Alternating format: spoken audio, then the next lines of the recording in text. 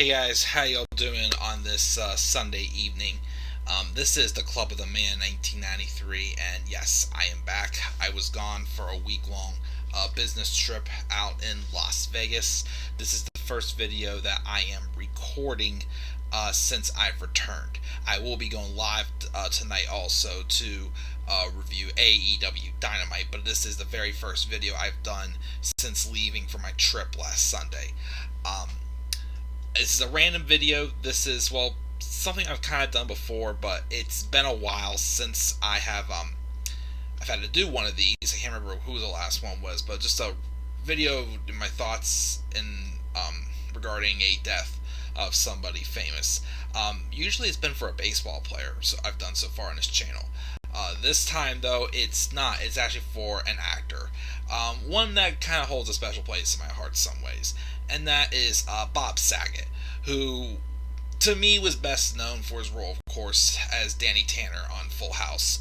Passed away unexpectedly last Sunday around 4:18 p.m. Eastern Standard Time, well, pronounced dead. He was found in his hotel room dead around that time, at the age of 65. I found out this news actually when I had just landed in Vegas last Sunday. As I turned my phone on from off of airplane mode, I was getting texts. My coworker who was sitting next to me had a news article sent to them immediately, as the man who portrayed Danny Tanner, unfortunately, has passed away unexpectedly at the age of 65. The only word right now is that Saget, who is on a comedy tour, was supposed to check out of his hotel room and be on a flight home back to Los Angeles. Well, they got his wife was not able to get a hold of him, and finally, since he had missed checkout time and not texted her all what was going on, she had called and asked hotel security to do a wellness check on Mr. Saget, and they would go to his room. They knocked on the door. He did not answer. They were able to get the door open, but when they got the door open, the lights were out, and Saget was found dead in his bed, laying flat on his back with his left hand across his chest and his right arm just laying flat on the side. Again, at 4:18, he was pronounced dead. According to the hotel, the last information they were able to get on Saget was that he had used his room key to enter the room at 2:17 a.m. Just like 14 hours earlier. Of course, an autopsy was done. It could be about 10 to 12 weeks before we hear the results. Right now, they're wondering if it could have been either a stroke or a heart attack that he had suffered a death from. There was no sign of any foul play or any drug use. It was just, his items that were, in the hotel, but nothing like suspicious or scandalous. Nothing at all, unfortunately. But it's definitely sad. Again, Saget was on tour. The last post he had posted on social media was the post I'm about to share, which was on his Instagram, and I think he shared it on his Twitter also, which had to be just not too long before he went to bed and never woke back up, unfortunately.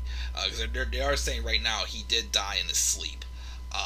But this is the last post we saw from Bob. He posted saying, "Okay, I love tonight's show. Ponte Vedra Concert Hall in Jacksonville. Really nice audience, lots of positivity. Happened last night in Orlando last night at the Hard Rock Live 2. Very appreciative and fun audiences. Thanks again to comedian Tim Wilkins for opening. I had no idea I did a 2-hour set tonight. I'm back in comedy like I was when I was 26. I guess I'm finding my new voice and loving every moment of it. Alright, see you in 2 weeks, January 28th and 29th, PB Improv with my brother, the real Mike Young, and check bobsaget.com for my dates in 2022. Going everywhere until I get the special shot, and then possibly keep going because I'm addicted to this shit. Peace out." That is the last thing that was posted on social media by Bob, which had been taken just shortly before he went to bed, and again, never woke back up. Again, like I said before, the best role I know for Bob Saget, which of course is why I did this video, was because of his role as Danny Tanner on Full House. I got made fun of for this a lot growing up, but that was my favorite show when I was in middle school. Was Full House. It's a great, family show. Taught me a lot of, family lessons, a lot about life and everything. And I thought he did a great job portraying the knee freak,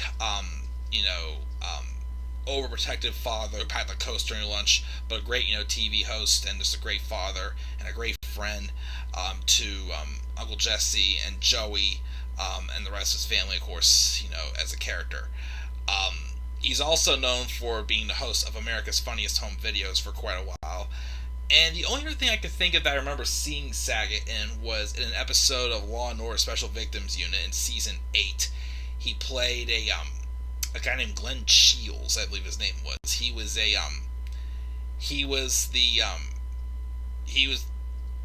then the guy who had murdered the wife, the lady that had died at the beginning of the episode, which ended up being because he was trying to get back because her husband was having an affair with his wife, and his character being like a technology nerd, he had ordered some type of like poison he had poured on her in Central Park, and he had also put a computer chip in his wife's coffee, and it got in her, which caused to aggravate with her I think her liver issues, I think it was. But long story short, those are really the only things I've seen Bob Saget in. But of course, he's a comedian, and like I said, his best role to me was when he was Danny Tanner on Full House. Which, because of that, I think once I do my Seinfeld reviews, I finish Seinfeld, I think the next one's going to have to be Full House. Not just because it was one of my favorite shows growing up, I haven't watched it for a while, but because out of respect for Bob Saget. My mom actually told me this today, that his sister, let me see here, let me find that, Bob Saget, sister, cause of death. It was not long ago he had an interview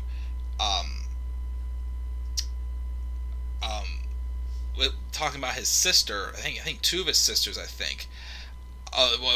of his sisters who had died of systematic scleroderma, if I mispronounced that.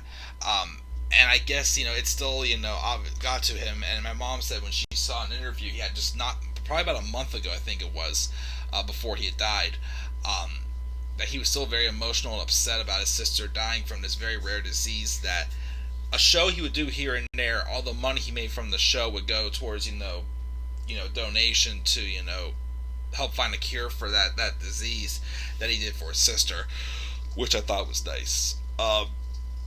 Saget is survived by multiple children and his wife, Kelly Rizzo. Obviously, the rest of, the Full House, cast and crew, such as John Stamos and Dave Coulier, Candace Cameron, Jodie Sweetin, and I think even the Olsen twins, too. Andrea Barber, Scott Weinger, who played Steve.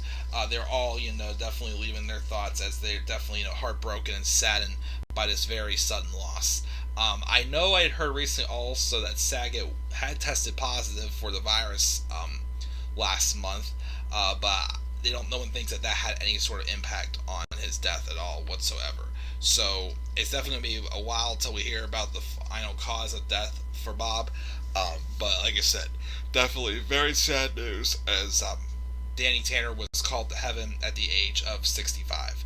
And that's my thoughts, guys. Leave your thoughts down below. What are some of your favorite memories of Bob Saget? Were you a Full House fan? Do you remember him more for America's Funniest Home Videos? Is there any other? I think he was in he appeared a little bit also in How I Met Your Mother also, I think. I can't remember. But if you know of any other favorite roles you had for Bob Saget, or just any other Bob Saget memories in general, make sure to leave your thoughts down in the comment section below. Be sure as always to slap a like on the video and subscribe for more content on my channel. Follow me on Twitter at DemandAirboy93. Again, I know I'm a week late, but just getting back from my trip. But again, my thoughts and prayers go out to Bob Saget and his family. Again, Bob Saget passed away suddenly in his sleep last Sunday, January 9th, 2022, at the age of 65 at the Ritz-Carlton Hotel in Orlando, Florida.